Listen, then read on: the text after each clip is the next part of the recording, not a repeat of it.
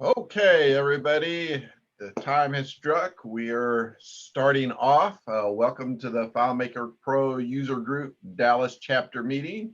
I'm Taylor Sharp. I'm the host and your presenter today. Greg Price is also a host too. So we're going to open up with some brief announcements. Greg, you got a couple of announcements?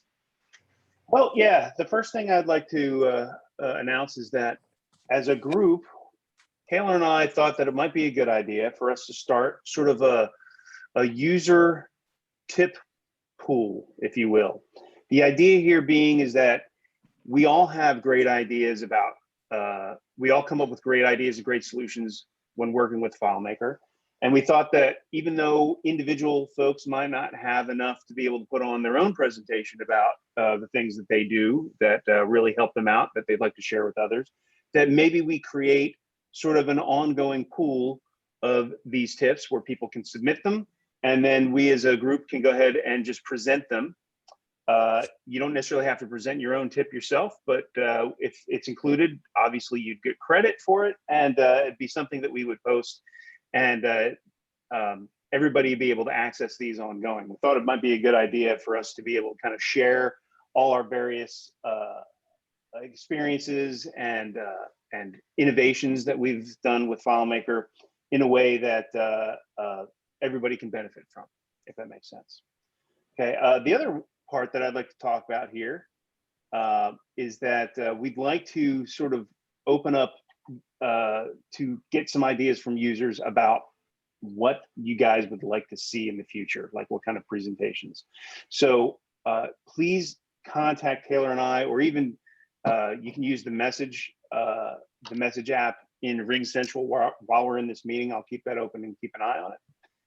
But I'd like to know what you'd like to see presented in the future. Obviously, if anybody has an idea for a presentation that they'd like to put on, Taylor and I are happy to accommodate you. But given that, if you have any ideas about things that you'd want to be able to see a presentation on, maybe some new technologies and some new techniques, we would love to hear about that, get some ideas from you about where we should be looking, where should we be reaching out, the things that we should be researching. And that's it. Thank you, Greg. Thank you. Of course. So yes, we certainly want to keep the ball moving and challenging and learning ourselves. Speaking of challenging challenges that are out, as of May 18th of this last month, the new challenge is out. Claire has the new FileMaker certification out at Pearson VUE. So if you got some time this summer, brush up on your FileMaker skills and go take the test. It's $150. It's not an easy test, but it's the latest certification that's out. We might even do like last time back we did for 18 a couple of years ago. We had a crash course, whatever, where we all tested each other on stuff. And yeah, we did for 17 and 18. Yeah, right. So but anyway. Dennis isn't here. We got to find a new location. Dennis, come back. But yes, certainly you guys are welcome to come up to Denver and do it here. Well, that might even be better. Yeah. So okay.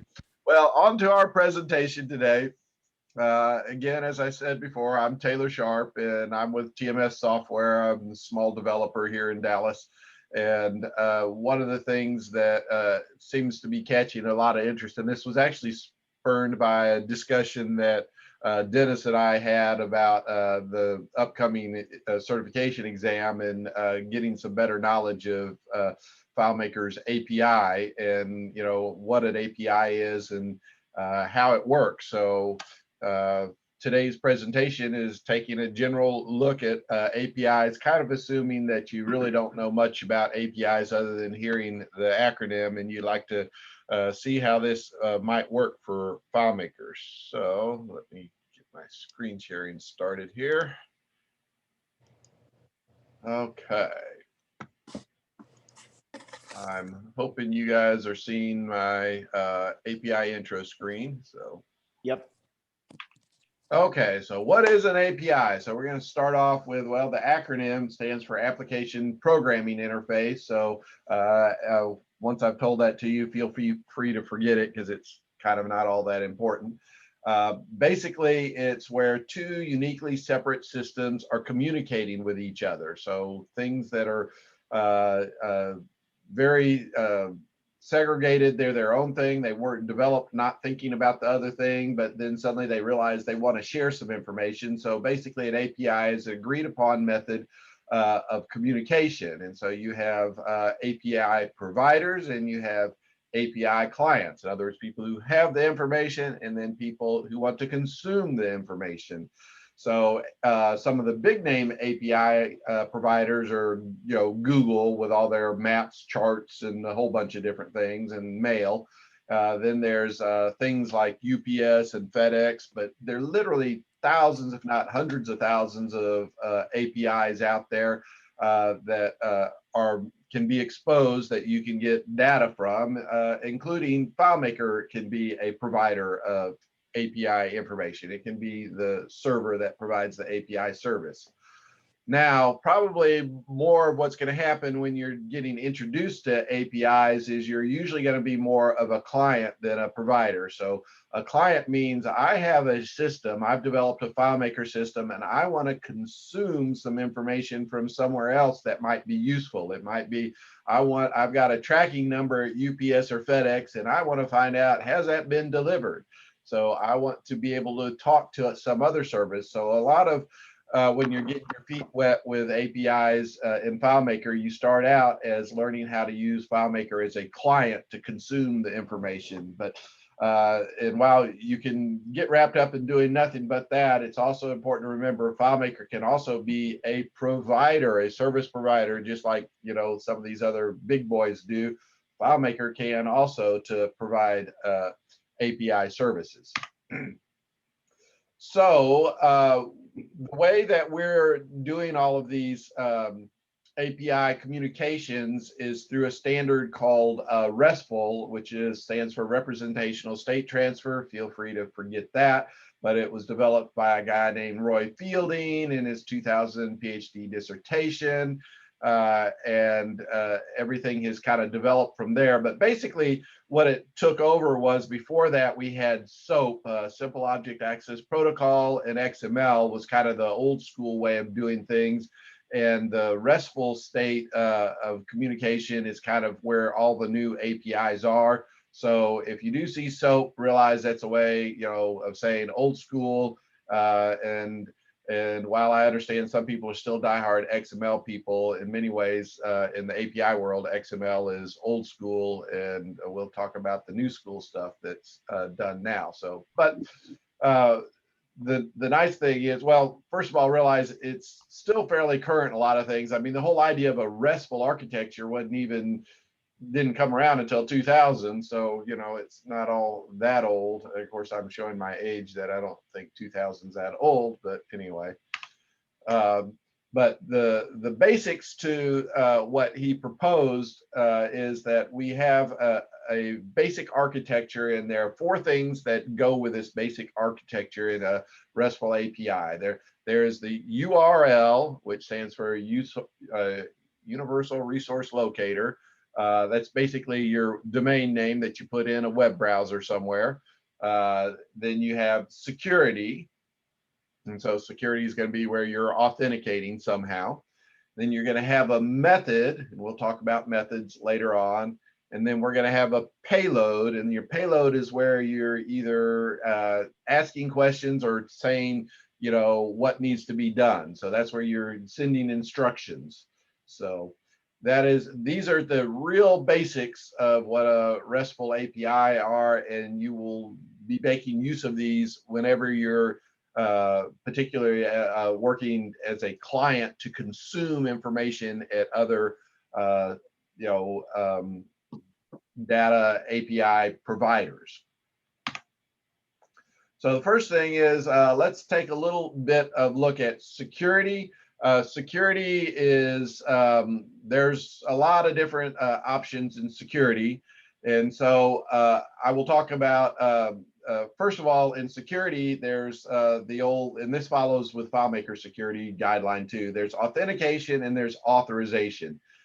Authentication is what lets you in the door, and authorization can tell you what you can do once you're in the door. So, but authentication comes in a number of different forms. The first one is where there's none or open. So basically, when you go to a web browser and put a URL and go to a website, you are in essence accessing an API to see a web page with no credentials, no anything, and literally you are using a RESTful state API when you just go to a web page and put a URL and then have no credentials, no anything. It's totally open. That means anybody can go to it, no restrictions, whatever. And that's basically what a web page is. You want to say, hey, this web page, I'm going to share whatever information I have on my web page to anybody in the world. Nobody needs any credentials. They just see it. And when I look at a web page, it returns things in a particular format. And of course, in web page, it returns it as HTML. But within an API, you could return something other than HTML. You can return other data formats, but within the web page, for example, it returns HTML. Then the next standard that came along, and you will still see this a lot out there, is called BASIC. And I guess it was a simple way of trying to hide, at least in the clear, what your username and password was. What all you really did in BASIC was you take your username, you put a colon, and you put your password, and then you base64 encode it. So basically, if you look at it, it's not readable in regular text, but it is super easy to decode and see what your username and password is. Yeah, it's anyway. It's not really any good unless it's passed as part of the SSL where it's already encrypted in the SSL. So basic security is not good unless it falls under the curl side of things that we'll talk about later on, because it's anyway. So you'll see most people, if they had that in the URL, now it's been moved on into the curl side of things so that it's secure. And you'll still see some base64 encoding out there. And it is a common way that people will get a token, including in the FileMaker world. If you want to get the token, how you pass your credentials will be with this base64 process. Then once you get past basic, there's also API keys. So there are a lot of more simple APIs out there that basically say, we're not going to do usernames and tokens or anything. All we're going to do is we're going to give you this really long code. And every time you make a request, if you use this really long code, we'll return a result on it. And one of the good examples of that is, if you use Google Maps now, Google Maps used to let you, anybody could just send the URL and you find out what information you want in Google Maps. And it would return an HTML, which is a map web page, and that was nice and useful. Nowadays, they say we will only return that if you provide an API key. And really the only reason they're doing it is because they're trying to track who's using their service. And so you'll see some basic APIs that are exposed to the public that they're really probably not charging money for, so they're not overly secure, but they kind of want to track what you're doing. You'll see them frequently have just an API key, and so you'll just, when you provide the URL, you'll tag on at the end of the URL an API key, and by having that there, it will give a response back. And so you'll see a lot of those out there. And then the last thing we'll get to is OAuth, and we'll talk about that on the next one. But basically, OAuth is where everything is now as far as the latest security. It's what FileMaker uses, and you like it or not, you might as well get used to it. It's how things are going to happen. But I'll talk that on the next page. Real briefly below that in my chart here, you'll see authorization. That's where it tells you what you can do once you're authenticated. Think FileMaker privileges. When you create FileMaker security, you create security accounts, that's basically authentication. And then authorization are FileMaker privileges. And that's the analogy, at least to the FileMaker platform. OAuth. OAuth stands for Open Standard for Access Delegation. Like all these other acronyms, you can pretty much forget it because nobody will ever say that. They'll just say OAuth. Developed by some guys doing Twitter stuff. Blaine Cook was with Twitter, and these other guys were contractors, and they were trying to make Twitter basically work with some of these other services. And they're saying, how can we say if something's already authenticated in Twitter that we can use that same authentication for these other services? And that's basically where it came about back in 2006. So IETF, I forget, something engineering technology frontiers adopted it in 2008 as a standard. OAuth 1 was had its RFC approved in 2010, but basically the way we all know OAuth 2, which is where you request a token, you get a token, and you use a token, that's called OAuth 2, and that's only been out since 2012. So this is all really reasonably new stuff that's happening out there. 2012 isn't all that long ago that this was just developed, but it is certainly the standard that you'll find when you're out using APIs. OAuth 2 is the latest standard in basically getting authenticated. In the OAuth 2 model, what you do is you have a URL, and in that URL, you're going to submit your credentials. Usually, at least in the FileMaker model, you'll use that base 64 encoding of your username and your password. You'll send that, and then a response will be given. The response has a token, and then you will then use that token to make your request for data. So to talk back to the FileMaker, well, basically to get information from a FileMaker server, you have to start off with a minimum of at least 2 calls. One call to get authenticated and get your token, and then your token will return your data, run your scripts, or whatever you want to be done. So tokens are very important. In the FileMaker world and a lot of the newer stuff, a token will usually have an expiration. So in the FileMaker API, you have a token. If you don't use it for 15 minutes, it expires and quits working. If you keep using it, it stays live until you quit using it for 15 minutes. So if you keep accessing it, it'll stay live. But then if you stop using it and a period of 15 minutes go by with no request, then it expires. That's just the FileMaker way of doing it. There are others that have APIs that have different time limits. There are other ones that have tokens that never expire. So just, FileMaker has its way of doing it, but APIs are all very customized and unique. So while we're giving you some basics of what an API is here, realize that every API is going to be unique and different. So while a lot of things are the same between them, a lot of things are also going to be different. So in the FileMaker world, API can be an API provider or source of information. And FileMaker actually has 2 APIs, not 1. So the data API is what most people think when you're thinking FileMaker. Let me get some data from a FileMaker field or some information about, some data that isn't a FileMaker database. That's the data API.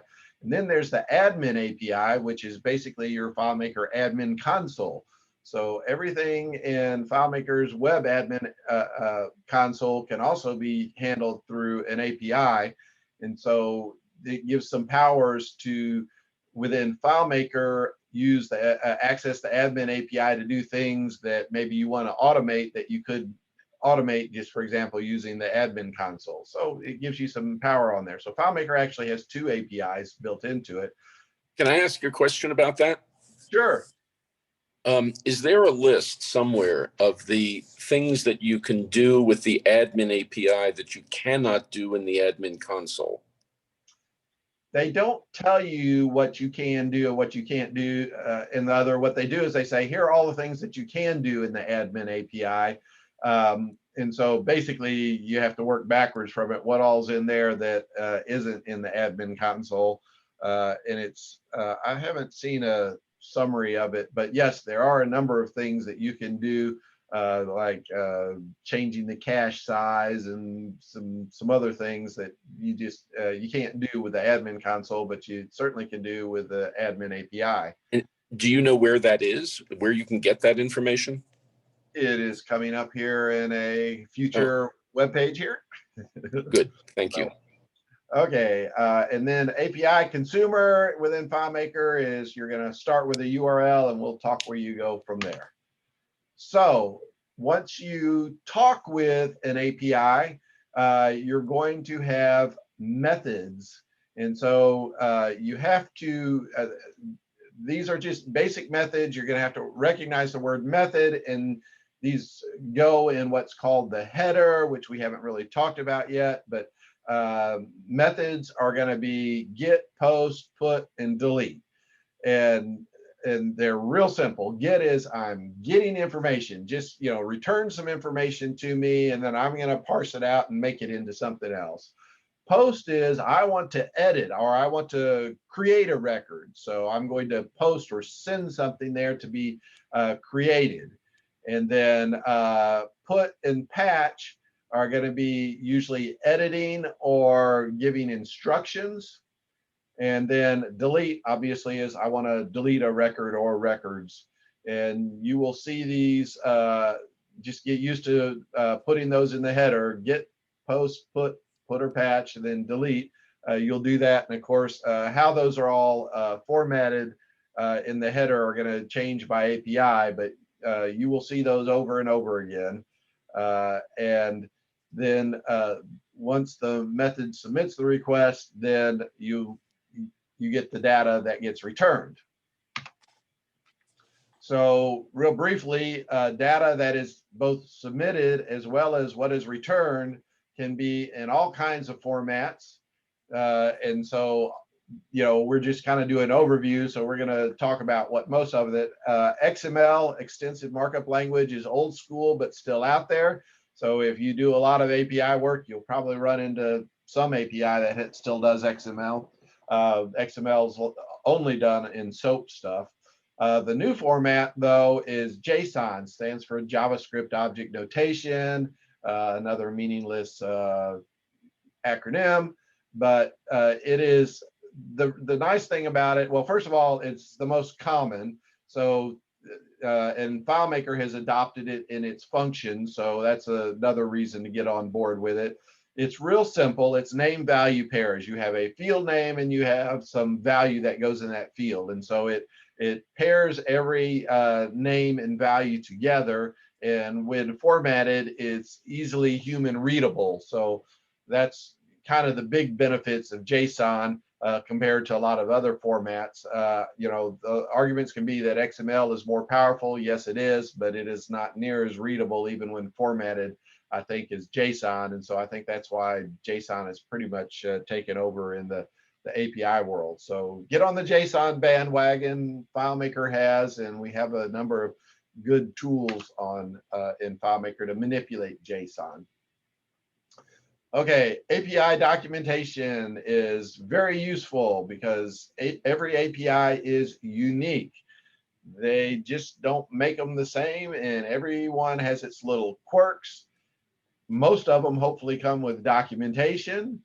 The documentation varies in quality from excellent to non-existent, and there are a lot of them in between that are somewhere between sucky and kind of okay. Documentation will say do something and something will happen and it doesn't. and then they'll answer, oh yes, as a moving target, the documentation hasn't been updated, but we changed the API. And those kind of discussions happen a lot in the forums when you're talking about things. So I know the goal is to keep APIs well documented, but you'll find a lot of APIs are getting updated with features faster than they're getting documented. And that's just kind of, and while they usually add features, they still sometimes break features. And good example of that, FileMaker 17, if you use the data API and then you went to FileMaker 18, nothing worked. So even FileMaker can be up there about totally breaking the API by coming up with a new version of it. So But we have our FileMaker API guides right here that I've listed down here because there are 2 APIs for FileMaker. So right down there, there's the data API guide for the admin and the data. Well, there's the data one and there's the admin one. Both of those point to the latest FileMaker 19 URLs for getting those. Of course, you can just Google search them, FileMaker, API guide, and they'll come up. But all the details of how those work are actually pretty well documented by Clara. So I will say theirs is, they do I wouldn't call it necessarily excellent, but it is a pretty good job. And so make good use of those. Okay, so if you are wanting to consume information as in an API, you're going to have the basics of a request, and the basics are you're going to have a URL, and here's a couple of examples of like calling the FileMaker admin or data API. So there's going to be a URL. Usually there's a domain name, and then there's kind of an endpoint on it, which is like the FMI/data. And then a lot of them will have a /v for whatever version of the API you're trying to access, because some of them will support multiple versions. FileMaker does too. One of the you'll see a lot on a lot of APIs is if you want to access the latest API, you put v latest instead of like v2 or v3 or whatever. So FileMaker supports that also, but you'll get used to seeing that in URL endpoints. Once you have the URL is passed unsecured. So anything in the URL is passed in the clear. So you don't want to pass things in the clear that are security sensitive. The header is passed with SSL security, assuming you're using an SSL connection. Your header is all encrypted, which is why when you make a token request by FileMaker, your base 64 of your credentials is done in the header. So remember, everything in the header is secure, everything in the URL is not secure. And so you want to pass things in the header that are sensitive. The header includes a number of things that basically describe how the data is coming across. And at the end of the header, you have what's called the payload. And the payload is simply, think of it maybe as the body of an HTML or something. It's where you pass the instructions that you say, I want API to give me this information. So it could be SQL, it could be, a lot of the JSON, a lot of the payloads are done in JSON, but it's basically where you're giving your instructions of what you want from the API, and how you know how to ask and format that payload goes back to the page before, documentation. So you have to go read the documentation and say, how do I create my payload or data to request the information and get the response that I want? And that's the real basics of what a request is. Okay, I couldn't think of anything better for headers. Headers are, there are all kinds of different headers out there, so I thought I would just throw some examples we have out here. We've got the, you'll see they all start off with -x. And if you'll see in a lot of things like OpenStack and GitHub, you'll see before the -x, you'll see curl space -x, because it's saying this is a curl call. And I even forget what curl stands for. I always think it stands for CURL, but it actually has a real name on it. Greg Price probably knows it. But anyway, we're making curl calls here is what we're doing. And the -x says what type it is, what type of method we're doing. And then you put after the method, you'll put like post, get, delete, patch, put, and then followed by each line begins with a dash, and they all have abbreviations. For example, -- header could also be -h. So that's the shortcut for it. So get used to seeing a lot of people will do this shortcuts. I spelled them out here so that you can see the long form. The long form has 2 dashes. The short form has 1 dash. And I will also mention on this first header at the top, you see --dump -headers, $$ headers. You won't see that many places, but it is really useful for FileMaker developers, because if you add that to your header, the header response will dump back to a global variable in FileMaker that you can look at in your data viewer called $$ headers. And that is very useful when you're trying to troubleshoot, why did my requests not work? So it is totally optional to do this --dump -headers, $$ headers, and you can call it something other than $$ headers. It could be $$ response or $$ whatever. But that is really useful for returning a response that you can see what the response was when you air it out, what went wrong on it. Another thing you'll see a lot is the header authorization, which you will see in FileMaker, where you say authorization, and then you'll say basic, and this is where you'll base64 your username and your password. And then headers often have content type, so it has to say, what is this content type like? The most often one you'll see is application/JSON, but it could be application/XML or CSV or something else, or HTML, or there are all kinds of things that the content type can be back. And some of them, the APIs don't require you to put any a content type in. Some do. And then there's some weird ones that you'll happen with FileMaker. There's sometimes that if you have a content type of where your payload has no length, that you have to, for FileMaker, you have to put --header content -length of 0. I've run into that on several different APIs that's not in the documentation, and it doesn't work unless you add that in. So this was a couple little gotchas that you'll find out in writing headers.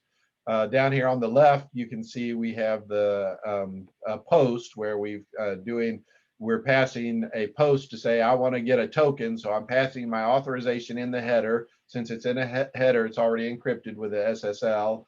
The content type is application JSON, content length is 0. And in this case here, we're making a request to the FileMaker server to say, here's my credentials, and I want to be authorized. Return me a token to authorize me. And so that's how you do a header for it. Here's over on the bottom right is an example of a header for deleting something. So -x says the method is delete, and the header content is application JSON. And in this case here, there's nothing passed here. And this is actually very common in the deletes, because often what you want to delete will just be in the URL. URL will give, ID equals and some, primary key ID, and it will delete only based on the header saying delete, but your actual instructions on what to delete sometimes are often in the URL. Technically, it's not as secure as if the instructions were down in the header or the payload, but you'll see that a lot where those instructions are going to actually be in the URL and not in the header. So here are a couple of more headers, actually 3 more headers. We've got a get, and then we've got, in the top left one is basically where we're doing a get, and we're submitting the token, but what we're getting is all asked for in the URL. So what we wanted was based on the URL endpoint, and we passed in the header. And the reason why they're doing this is the header part needs to be secure because it's got your token, but the URL part is passed in the clear of what your request is. So you will see that very common, and that's done in the FileMaker data API. You'll see a put over here on the right, where you have a put and you're telling how you're doing it. You got your credentials, and then down at the end where it says -d, -d could also be --data is the long form of it, but I've just gotten used to putting -d, the short form, and then you have to put within quotes the payload. You wouldn't put the brackets, but the payload almost always is a JSON instruction. So you will have created some JSON somewhere else, and you will add that in as your payload here in your header, and that will be the instructions of what you need to do. You can also do the same thing with a patch over here on the right, which is just exactly the same, but some things are called put, sometimes they're called patch, and I don't know the difference. But your payload is usually going to be in JSON. So what they're usually going to want are something like maybe on the left, we've got some JSON here that says, I want to do whatever my ID is, I want to set the quantity and price equal to this or something. So that's an example of a payload that you may send. The reality is over on FileMaker, over on the right, you're going to be coding it. You're going to write a calculation that will have double quotes around it, and you'll be doing backslashes before the double quotes so that the quote will stay in it. So you'll see a lot of uglies. Ooh, look, I left one of my backslashes out over here on the ID after the A. But get used to seeing a lot of backslash escape characters. Oh, I forgot it before the 7 too. It should be _7. So lots of backslashing in FileMaker to escape out the quotes within the quotes. But probably the biggest trick that doesn't seem to get monitored anywhere is if in your header, when you get down to the -D to put the payload in, you don't actually have to put it in there. If you actually put -D space and you do @ dollar and whatever the variable is, if you've already created your payload in the script, you don't have to put it directly into the header as a variable. You can tell it the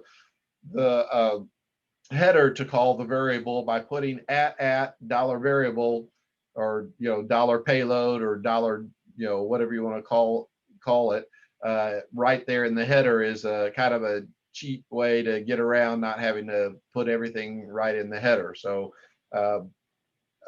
I've been kind of using that a little bit lately, but it's not well documented in FileMaker. So, but anyway, if you see that, that's what's happening there.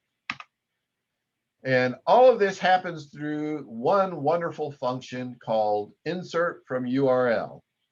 So in your insert from URL, basically the basics of it is just you're sending a URL, and the URL is just putting a domain name in, and it returns, in the case of a web page, it returns HTML. But when you're doing insert from URL, first of all, it will default to with dialog on. You will almost always want to turn that to off. Frustrates me that it's always turned on, but anyway. And then you'll have select the entire contents. And then when you have a target is where do you want to store the results? You want to store it in a field? Do you want to store it in a variable? I'm usually storing it in a variable, like something like $result. So a lot of times I make my target a $result. And then the URL that it's going to use, you can specify the URL. It can be just a hard code URL, or it can be a calculation. It's useful in the calculations to use calculations a lot of times based on the documentation of what your URL endpoints need to be like. It may need to include field IDs, or it may need to include an API key or something, but it's just a calculation field. This is the URL, and the URL is just like if you went to a web page and put a URL in, what it would return. And then the next line is verify SSL certificates. I usually don't turn that on, but if you do, it basically makes sure that the SSL is valid. The problem is if someone's certificate expires, then your insert from URLs quit working. So I guess the question is, do you want it to stop working if a certificate expires? And then the power of everything is in the curl options, which is the header, where we call, most everybody else on the internet is going to call it the headers, but curl options is what FileMaker calls it. And this is where we put the header that has all the header stuff we were talking about before. So put whatever that calculation is here in the specify URL options. And then when you run this script step, it will return the result into whatever your target was. And then you will be able to move on from there in your FileMaker script to do whatever you need to do with that. I have to mention a couple of things about dates, because you'll use dates a lot, and it's just one of those things. If you're not used to the ISO formats, a lot of times you've got the year, month, date. You'll a lot of times see a T or a space between the time and the date if it's a timestamp. T obviously being for time, and then a lot of time, usually it'll be in 24-hour things. Sometimes you'll see a Z at the end of it, stands for Zulu time or Greenwich Mean Time.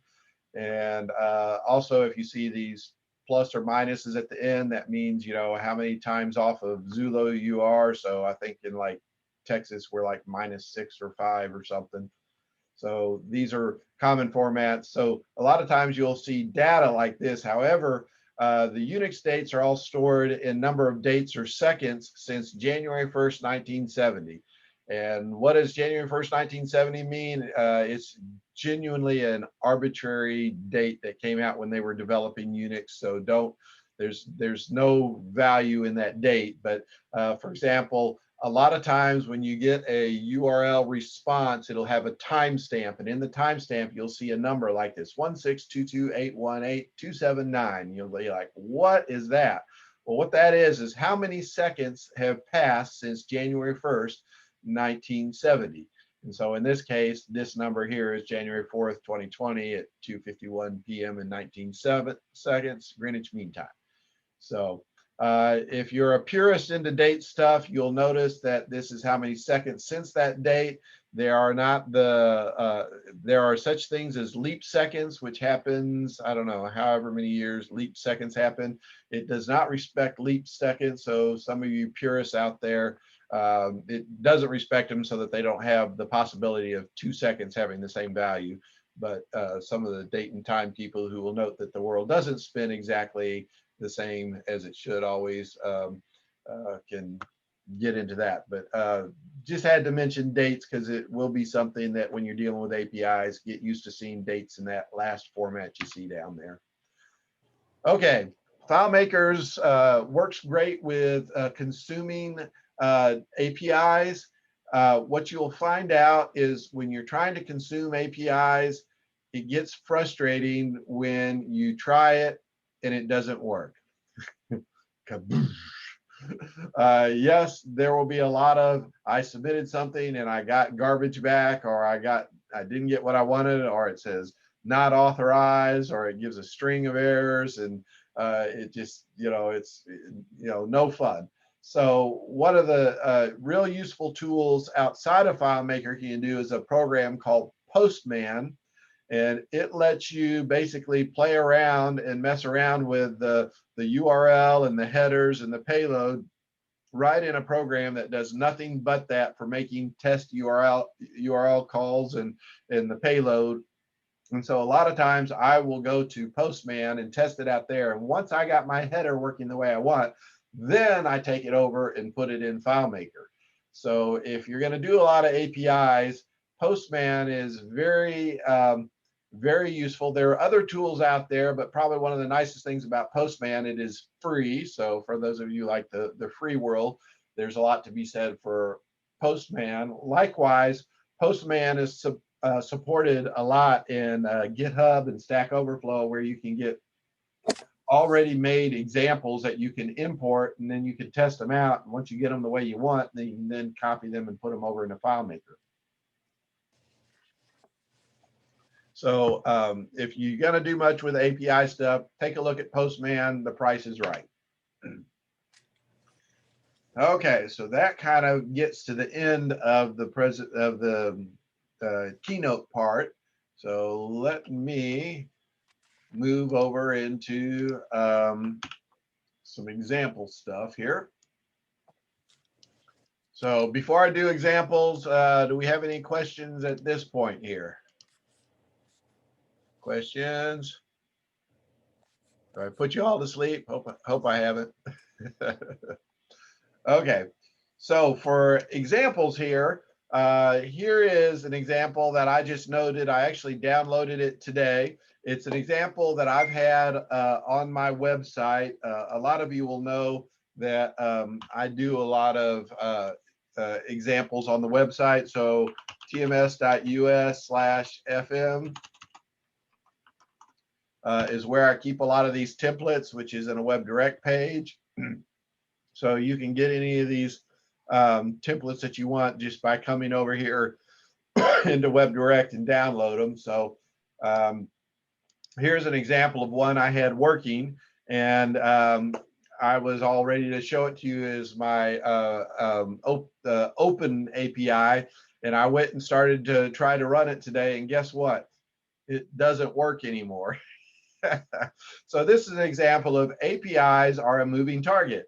What worked last month might not work this month. So depending on how much development's going on an API that you're trying to access, there might be some pain points in keeping things current. So in this case here, basically they went from an open API to one that requires, well, I mean an open API to one that requires an API key. So I had to go over and get an API key to make it work. So this is very simple. This is currency conversions. We want to figure out, I've got something in dollars. I want to know what it costs in a whole bunch of other different currencies. And so all I've done is create a simple little FileMaker solution here. And basically I have created a value list of all the different currencies out there. So here they all are. There are probably one or two I don't have there, but anyway, they're all break down into 3-digit codes, and that's just a value list of them. And I want to do a currency update, so I'm going to do a insert from URL. So remember, we talked about the power of everything's in the insert from URL, and in the insert from URL, you can see we want to have a target. In this case, our target is going to be $result. We could have stored it in a field up here somewhere, but I'm saving it in $result. So it's going to a variable. And then I have a URL specified, and this is the URL. And in this case here, I've got a temporary API key that I've put in here that will get changed, but you will, usually if you have API keys, you're going to want to keep those confidential and not share them. Obviously, I'm going to go reset this one afterwards, but when you get a key, a lot of times you will see that in your URL. So it starts out often with something that you recognize, as looks like a web page URL. Then you have a question mark. And the question mark starts where it starts asking questions of the API. In this case here, it says, I'm saying my access key is this, and I'm saying return these currencies, and I'm using a base currency that I've already selected. You have to choose what currency am I basing this on to make the comparisons. And then there's a format that you can choose. Apparently they have multiple formats you can choose from, and we're just choosing the standard format there. So if I run that script over here and I select US dollars, I'm going to say US dollars. It's going to go out to that website. It's going to make that URL call. It's going to return that data and parse it out for me. And then here we go. Now we have for US dollars, if you wanted to know what United Arab Emirates dirham is, there are 3.6732 of those per dollar as of today. So, but that's just a quick example of I'm using FileMaker to go, get these other currencies exchanges so that I could then maybe do something in FileMaker to figure out, how much I need to convert the price to on something I'm selling overseas, in case you were someone who does work overseas. So anyway, just, this is a real simple one, but as we showed there, all of this has, well, literally until this last month, the insert from URL didn't have an API key in it. So I literally had to add this part right here, whereas before that wasn't, this part wasn't here. It just started out currencies, and it worked without an access key. Notice they're calling it access key. A lot of people call it tokens. There are all kinds of names for it, but access key and token are a couple of common ones. It's the same thing. And you can just see that by adding this access key in here, they're now able to track that it was me who used it, whereas when there wasn't an access key, they can't. So that's invariably why they added it on. This is a free API, so that's why I'm showing it to you, because it was, you know, something free and easy to get at. But anyway, but here's an example of consuming an API into FileMaker, and there are a lot of others that you can do. You know, obviously Google has a whole herd of them, from Google Maps to Google Charts to Google this and that. Oh, by the way, some of you may have heard both Google and Microsoft has said that in the future, due to networking standards and efficiencies, they're going to be moving away from mail SMTP and IMAP standards, and it's going to be going towards APIs. So basically, most people that run a mail app like the Apple Mail or Outlook or Thunderbird are used to using SMTP to send mail and IMAP or POP to receive mail. Well, apparently the standard is to move those towards APIs, and I happen to use one for sending emails, and I do this because it lets me send a whole bunch of them at a time, and it also lets me use HTML when I send it. It's called SendGrid, and it lets me send emails to a whole group of people, but it's all done with an API. There is no you know, send mail script step using FileMaker. I use the insert from URL, and it makes things a whole lot well. There have been some limitations on FileMaker's send mail script step. It's a combination of slow, not been updated much. For a long time, you couldn't have multiple attachments. You can't do HTML. So all those things are overcome with these other services. I like SendGrid, but Amazon has one that a lot of people like. But for example, let me show you something.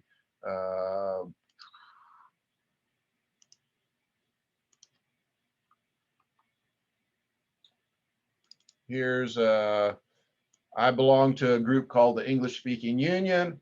Here's an email I send out using SendGrid from FileMaker. FileMaker does all of this.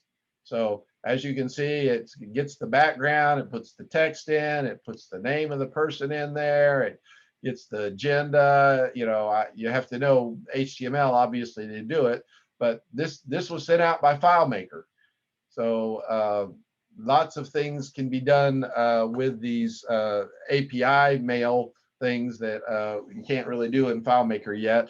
But if you're used to doing APIs, you can also start talking to Office 365 as well as Google Mail using an API also, and expect, you know, both Microsoft and Google have said they don't have dates on it, but they plan to deprecate IMAP and SMTP, and the future will be APIs, RESTful APIs. So all the more reason to start doing RESTful APIs, because even your mail you can do that way. So, okay, so returning that back there. So SendGrid, and by the way, SendGrid, this is another example that's on my templates webpage, and it's free to use. The templates, I don't charge anything for that. SendGrid charges like $15 or $20 a month for their basic and service, which is like up to 40,000 emails a month. So if you're under 40,000 emails a month, that's only like, you know, $19 and something and change or something. So anyway, it's fairly inexpensive if you're like that. We've got, here's another API here called Zipopotamus. Some of you may have heard of it. It's super simple, where we basically put a zip code in, and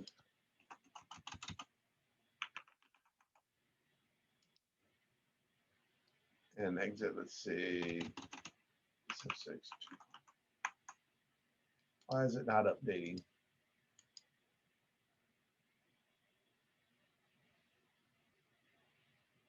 Got the beach ball going. Here we go.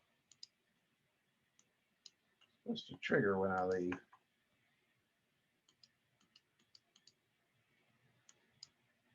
See what's happening. Uh-oh.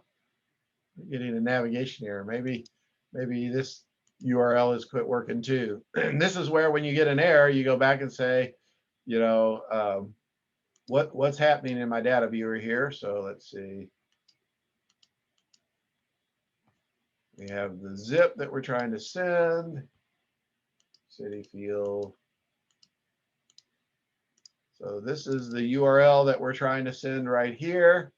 And a lot of times, if you've got the URL worked out, you can just go over to a browser and try it out in your browser. So let me go to Safari and see if it's returning something that I expect. So a lot of times, if you got a URL, just go over to your browser like this and put it in and say, hey, did I get stuff back like I was expecting? And look at this. This looks like JSON. What do you know? Hey, we can deal with JSON in FileMaker. So obviously, I'm getting stuff back. Well, let's see what's not happening here. Why is it not parsing here? Apparently something is wrong. Apparently the JSON format that it returned was not the way that I wanted. So this is where you have to use your JSON to go properly parse out things and figure out why it didn't work out the way you wanted. But in this case here, I can see this isn't working either. So anyway, but it's not working in FileMaker. It doesn't mean that it's not working at the API. It just means something has changed with the API.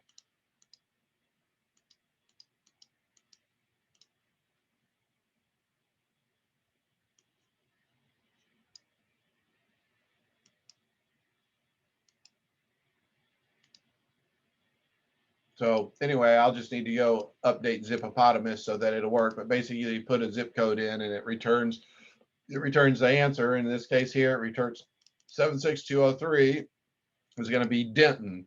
FYI, if you want the geocoded center or the lat long of it, you can also get that too, as well as what state it's in. So kind of useful to get that back. You can also get that back from Google Maps and Bing Maps and a bunch of other things too, but it's this is a real useful free one. And the nice thing about Zipopotamus is it really works all around the world. So I had to do some Canadian zip codes. It was nice that it worked with the Canadian ones also. So I recommend you check that. But in this example here, you notice that all we had was a URL. There was no header. There was no, so no curl to it. So all you need is a URL to make it work. So it means it's not secure and it's totally open to the public in the same way that a web page is open to the public. Anybody can hit it and do something with it. So kind of cool the way you can see on that. So that's Zipopotamus, that it's completely open. We have currencies that requires an API and API key. And then I've got Athena, which is a healthcare app and a healthcare API. So as you can imagine, nothing in healthcare is going to be anything less than highly secure. So as you can tell, it requires OAuth 2, which is why I won't be able to show you an example here because I can't put my client's credentials in on it. But basically, you have to submit a token and submit your credentials to get authenticated. It returns a token, and then you can use the token to get information back. And it returns JSON results. But this is an example of an API that you probably haven't heard of, and they're just literally hundreds of thousands of these. But this is Athena, which works with a lot of healthcare providers. So, and that uses OAuth 2. Anyway, we are at our hour-long mark, and I think I've mostly wandered through the real basics of API stuff without really getting into the details of any particular API too much. Questions out there on APIs or API examples I've done here? Hey, I've got to run, but I was just going to say for anybody that hasn't done it yet, the best way to learn is by doing, and be sure and reach out to us, anybody here, as soon as you run into trouble, because it can get confusing. Authorization the first time can be tough and confusing. So those of us that have done it, we know it's hard and we want to help you. so Certainly. I'll talk to you guys later. I gotta go. Thanks, Brad. Take care. Yeah, it can be very frustrating because all it takes is a comma someplace or a double quote somewhere that didn't get closed or opened or something, and it totally fails. And then you're like, "Oh, what have I done wrong? I swear I followed exactly the documentation." And then you're like, "Oh," but sometimes it takes a second pair of eyes to look at it and see those things. So if you haven't been frustrated trying some of these things, and it probably means you haven't tried any APIs. So expect a little bit of frustration to happen, but certainly come back and ask the FileMaker community, the PUG group here, as well as the Claris FileMaker community are good places to post and say, hey, I posted this header and it doesn't work. Why not? So um, always interesting to give tries on that. I know Steve Ackley and I kind of talked about trying to make the API call to Azure Open Directory OAuth 2 to authenticate stuff. I ran into some problems there, but I mean, that's something Steve and I will want to tackle on, right, Steve? But you know, one of the nice things about OAuth 2 is it's really about just about authentication. It's not authorization.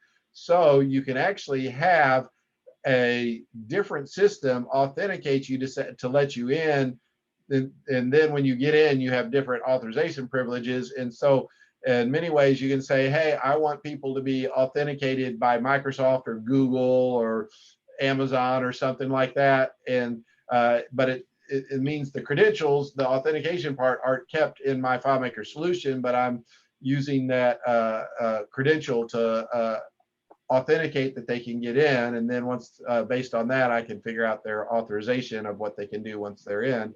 And that way you can make use of a lot of other authentication tools out there like Active Directory and Azure. But a lot of you have probably logged on maybe into like your pharmacy or someplace, and it said, would you like to also authenticate using Google or Microsoft or Amazon? And it lets you use those other credentials to authenticate into your, say your, I did it for my Kroger account.